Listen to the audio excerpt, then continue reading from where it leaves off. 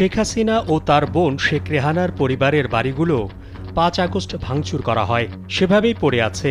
এর মধ্যে tulips territory নামের বাগানবাড়ির মালিক শেখ রেহানার স্বামী শফিক আহমেদ সিদ্দিক। নথিপত্রে জমির পরিমাণ প্রায় ৮ বিঘা।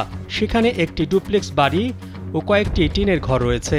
বাড়ি পাহারায় কোনো লোকজন নেই। বিশাল একটি পুকুরের ভেতরে দুটি নৌকা রয়েছে। গাজীপুর শহর থেকে ১৩ কিলোমিটার দূরে মৌচাকের তেরিরচালা এলাকায় রয়েছে শেখ হাসিনা ও তার পরিবারের একটি বাগানবাড়ি।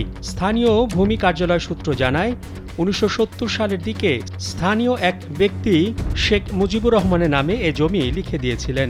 উত্তরাধিকার সূত্রে জমির মালিক হয়েছে শেখ রেহানা ও শেখ হাসিনা। ইডেন বে কক্সবাজার সমুদ্র সৈকতের উপর নিজেদের একটি ঠিকানা।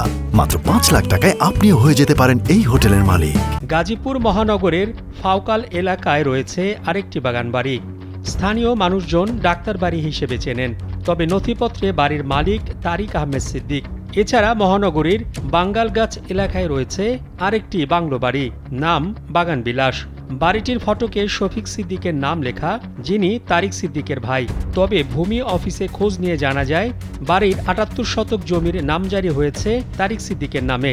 তবে স্থানীয় বাসিন্দারা বলছেন, জমির পরিমাণ অনেক বেশি। হাসিনা ও রেহানা এবং তাদের পরিবারের সদস্যদের দুর্নীতির অনুসন্ধান করছে দুদক। টিআইবির নির্বাহী পরিচালক ইফতেখারুজ্জামান বলেন, হাসিনা হলফনামায় জমি দেখিয়েছেন, কিন্তু পরিবারের বাকি সদস্য সহ অন্যদের সম্পদ কী উপায়ে অর্জিত তা নিয়ে সুষ্ঠু তদন্ত ও জবাবদিহি নিশ্চিত করা দরকার।